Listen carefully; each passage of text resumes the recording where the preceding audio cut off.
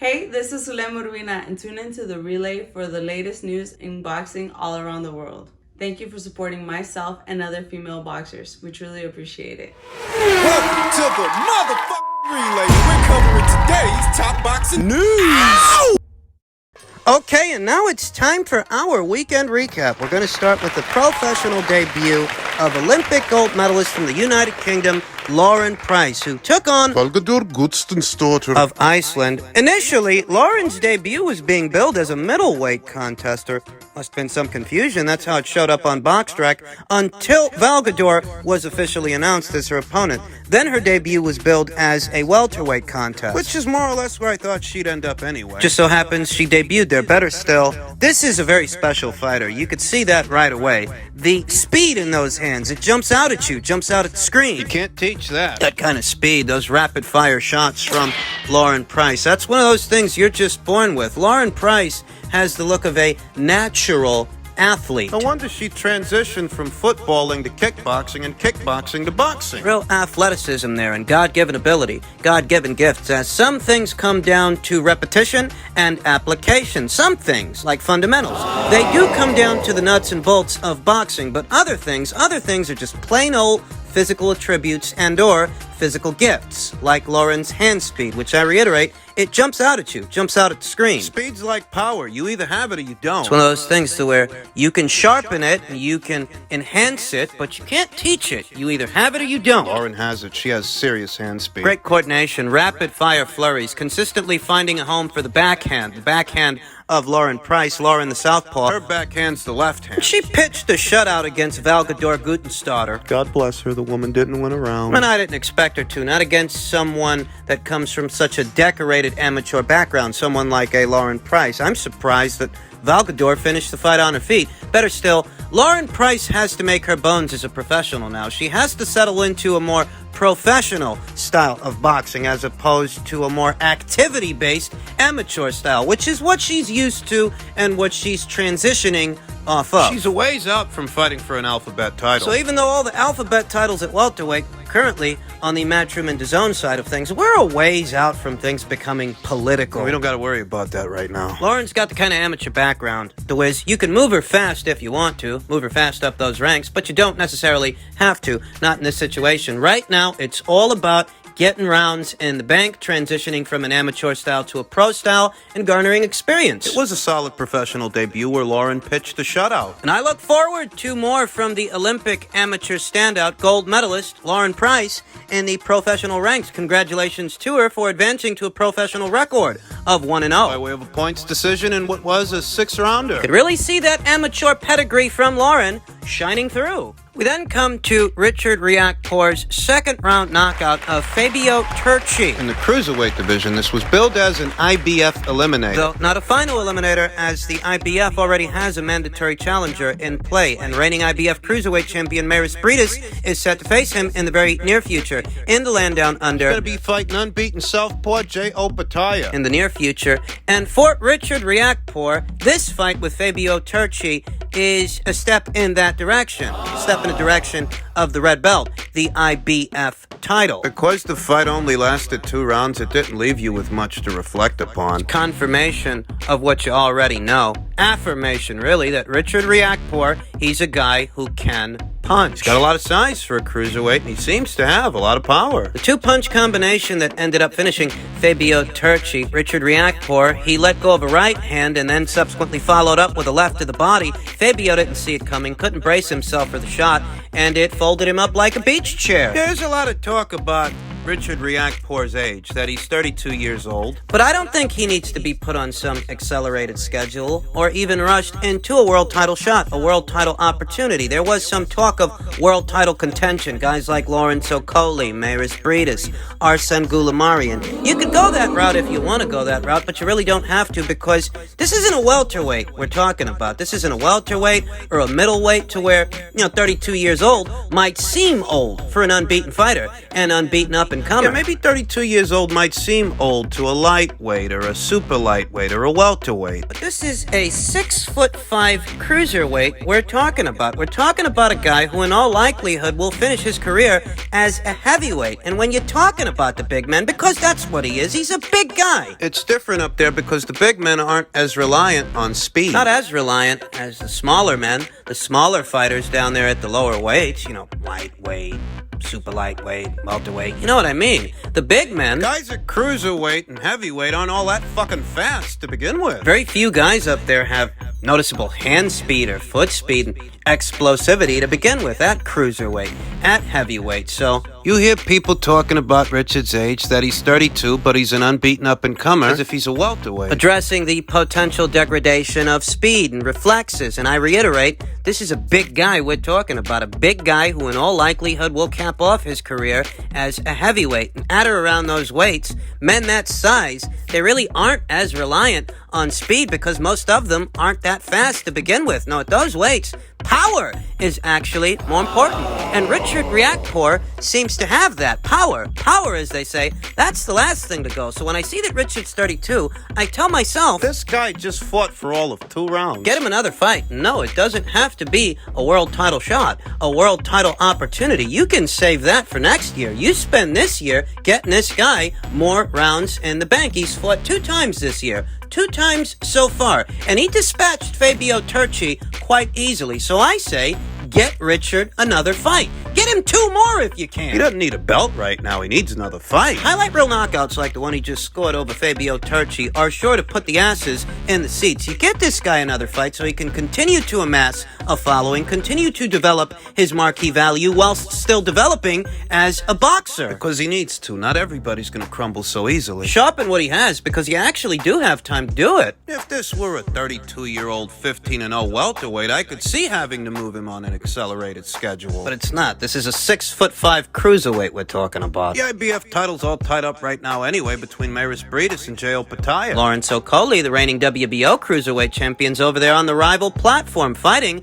under the Rival banner. Fat chance of getting him on your side of things. You could always see about fighting Lunga Makabu, the WBC's cruiserweight champion, if you don't mind dealing with Don King. You could always see about fighting France's own Arsene Goulamarian, reigning WBA cruiserweight champion. I think it's been a very long time since he had a fight. There's a world title of opportunity there. There is, but why rush it? Richard's only 15-0 with 11 KOs. He needs experience. And you have enough time to where he can amass that experience before challenging for a world title. And while he's amassing that experience, so long as he's racking up highlight reel knockouts like this, He's sure to develop a following. Richard Riakporhe has the kind of explosivity that draws casual boxing fans in their casual eyes, their casual understanding in. Their casual understanding of boxing. I don't think the people over there at Boxer, I don't think Richard Riakporhe needs to worry about fighting for a world title this year. I think they should spend this year getting rounds in the bank to prepare him to challenge for a title next year. That's what I think. Congratulations to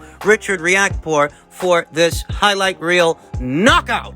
We then come to the contest upstairs at heavyweight. Contest between Daniel Dubois, the challenger, and Trevor Bryan, the then champion, unbeaten champion, the WBA regular champion. To be exact. This fight definitely lasted longer than Richard Riakporhe's fight, 2 times as long. It was in the 4th round that Daniel Dubois ended it off a short left hook. Short left hook on the inside that a very exhausted Trevor Bryan didn't see coming. You heard that right. An exhausted Trevor Bryan after just 4 rounds. Just 4 rounds. I want to say that I wasn't impressed with Daniel Dubois in this fight. I wasn't impressed with what I saw. To be honest with you, he didn't look like a world beater. He was just better than the man opposite the ring. He was just better than Trevor Bryan, who I never thought was any good to begin with. Daniel seemed a little tentative. The whole thing was weird. Maybe that's what got to Daniel, because he's actually looked better. So I had him winning every single round up until the knockout. Clean sweep for Daniel Dubois after 4. The goddamn thing was weird, though. Daniel Dubois was very effective with the lead hand at the start, very effective with the jab. Seems like he couldn't miss Trevor Bryan. I don't think Trevor Bryan threw a punch that whole first round. He was a little busier in the 2nd and 3rd rounds, though ultimately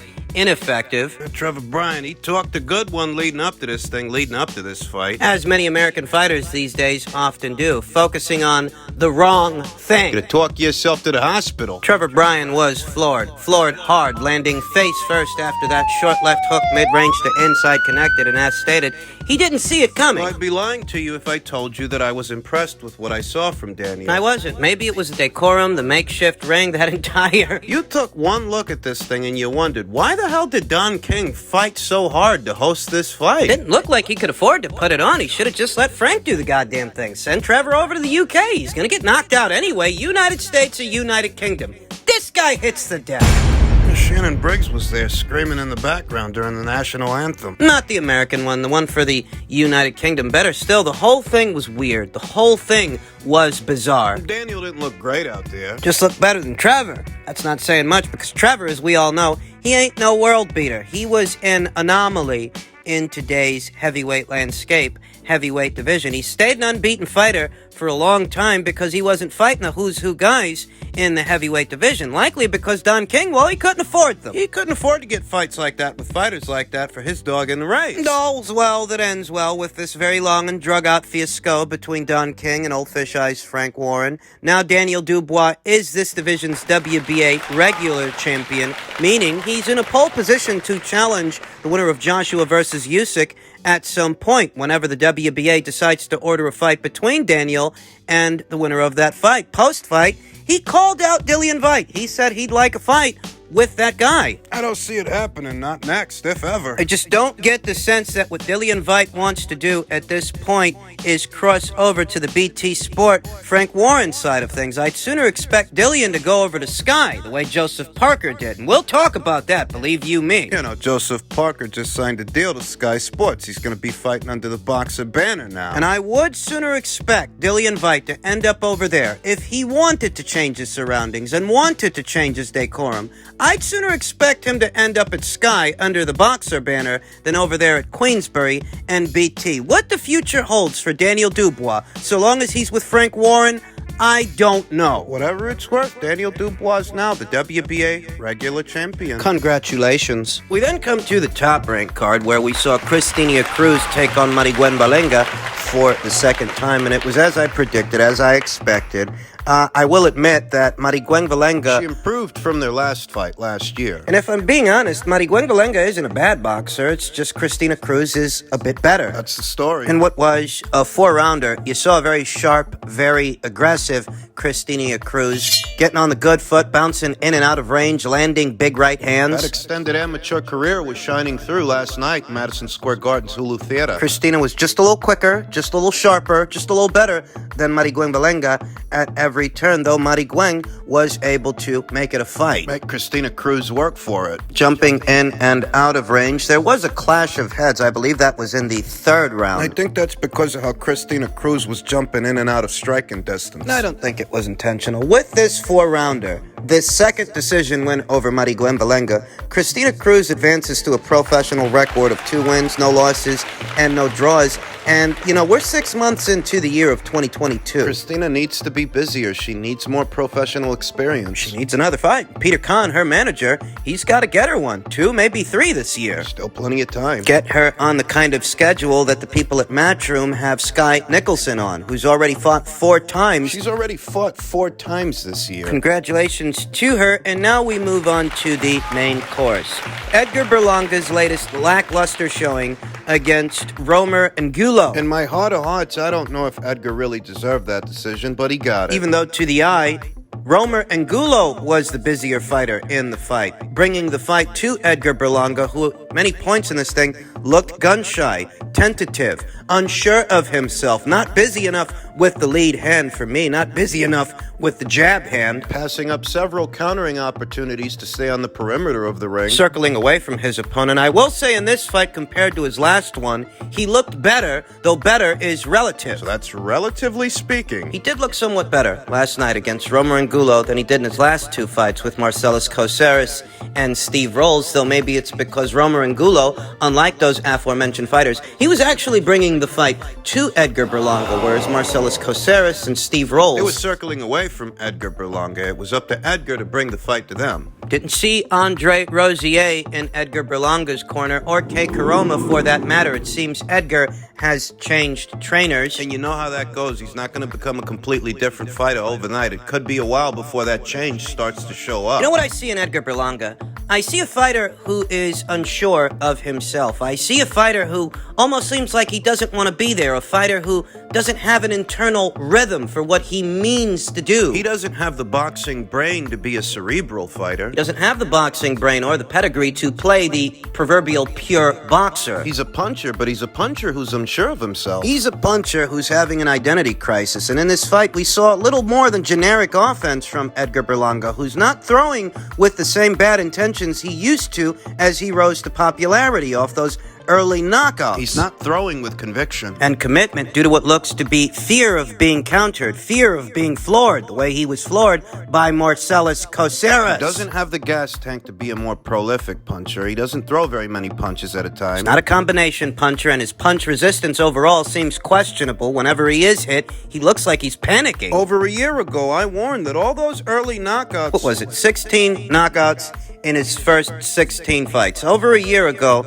I warned that highlight reel knockouts that those might be, he's not learning very much from those fights. He's not deriving much experience from those knockouts he's amassing over those kinds of opponents. And at some point, he's going to have a guy in front of him that can take the power and won't go away. I think that time is here. I think that time is now. I think Romer Angulo was the busier fighter in the fight last night, pressing the action, closing the gap on Edgar Berlanga, who was regularly giving up ground and doing little more than attempting to fight off Romer Angulo, though not take it to him. He wasn't taking it to Romer Angulo. He wasn't trying to knock him out. Or trying to outfight him. It looked more like he was just fighting him off most of the time. It's not looking good. In Edgar Berlanga, you have a quote-unquote unbeaten prospect who seems to struggle with moving targets and continues to struggle with targets that are coming right at him. Targets that are bringing the fight to him. We have now seen him struggle with both boxers and punchers. He doesn't look good against either, and the bell tolls for thee.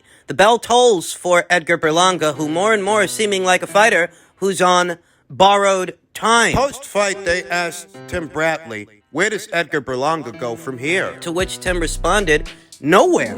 Compared to the other super middleweights that are out there, where's he gonna go? He's not as skilled a fighter as the UK's own Lerone Richards. He doesn't seem to be as confident in his power as Carlos Gongara. He's not as confident and capable as David Morrell. Nowhere near as experienced as a John Ryder. Nowhere near as experienced as a David Benavidez. Top Rank got to swap this guy out for the West Coast's own Anthony Sims. That kid can box. I understand that Romer Angulo did give Anthony Sims his first professional loss, but hey, Anthony Sims been looking better, whereas Edgar, he's been looking worse and worse fight by fight. He looks like a fighter that's having an identity crisis. And if not for the following that he's amassed over time, amassing those highlight reel knockouts, you have to wonder, how long is that parade going to last? How long are people going to shell out their hard-earned dollars to watch this guy fight when it's not entertaining? I don't know what else to say except it was a piss-poor showing for Edgar Berlanga.